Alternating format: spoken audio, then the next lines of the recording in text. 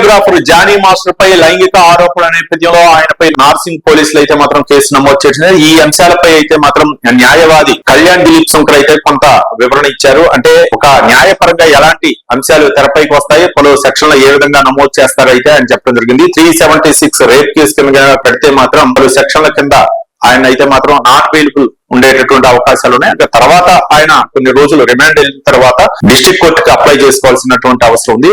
ప్రాథమిక నిర్ధారణకు వచ్చిన తర్వాత పలు సాక్ష్యాలను పరిశీలించిన తర్వాత బెయిల్ ఇవ్వాలా వద్దనేది అప్పుడు పరిస్థితిని బట్టి ఆలోచించాల్సినటువంటి అవసరం ఉంటుందని చెప్పేసి న్యాయవాది కళ్యాణ్ దిలీప్ శంకర్ అయితే చెప్పడం జరిగింది. అయితే గతంలో కొన్ని కేసులు విషయాన్ని తీసుకుంటే గృహహింస చట్టం వచ్చు, లేకపోతే కొన్ని కేసుల్లో అయితే మాత్రం లేనిపోని అభియోగాలతో అయితే మాత్రం కేసుల్ని తప్పుదారి పట్టిస్తున్నటువంటి అంశాలు తెరపైకి వస్తున్నాయి. ఈ మధ్య కాలంలో లేనిపోని ఆరోపణలు చేసి ముందుగా కేసు బలవంతం కోసం కొన్ని సెక్షన్లు అయితే మాత్రం నమోదు చేసే విధంగా చేస్తూ ఉన్నారు, ఎఫ్ఐఆర్ లో నమోదు చేస్తూ ఉన్నారు. అట్లాంటి అంశాలపై కొన్ని సార్లు కోర్టు కూడా ముట్టికాయలు వేసినటువంటి సందర్భాలు అనేక ఉన్నాయని చెప్పేసి కళ్యాణ్ దిలీప్ శంకర్ అయితే చెప్పడం జరిగింది. అదే జానీ మాస్టర్ విషయంలో కూడా ఒక ప్రాథమిక నిర్ధారణ, పలు సాక్ష్యాలు అవ్వచ్చు, లేకపోతే అక్కడ వర్క్ స్పాట్ లో ఏ విధంగా జరిగింది, బాధిత మహిళ ఏం చెప్తుంది, ఆ అంశాలు కూడా పరిగణలోకి తీసుకోవాల్సినటువంటి అవసరం ఉంది. అలాగే వైద్య పరీక్షల రిపోర్టులు కూడా పరిశీలించిన తర్వాత పోలీసులు ఎవిడెన్స్ ఏవైతే కోర్టులో సబ్మిట్ చేస్తారో వాటన్నిటికి కూడా ప్రాథమిక నిర్ధారణ ఉంటే మాత్రం నాన్ బెయిలబుల్ ఉండేటటువంటి అవకాశాలు ఉంటాయి. మరోపక్క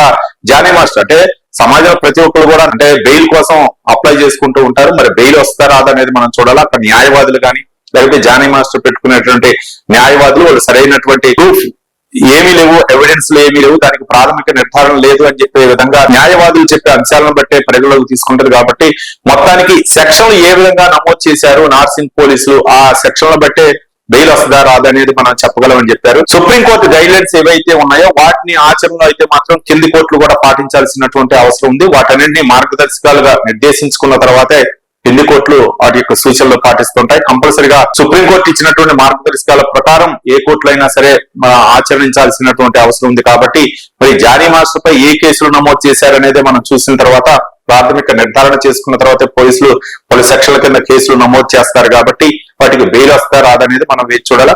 మొత్తానికి ఈ కేసులో అయితే మాత్రం రేప్ కేసు అంటే 376 కేసు అయితే మాత్రం నమోదు చేయడం జరుగుతుంది. కానీ ఏ విధంగా ప్రాథమిక నిర్ధారణకు వస్తారు, ఈ సాక్ష్యాలు ఏ విధంగా ప్రవేశపెడతారన్న అంశాలనే మనం చూడాల్సినటువంటి అవసరం ఉందని చెప్పేసి అడ్వకేట్ కళ్యాణ్ దిలీప్ శంకర్ అయితే చెప్పారు.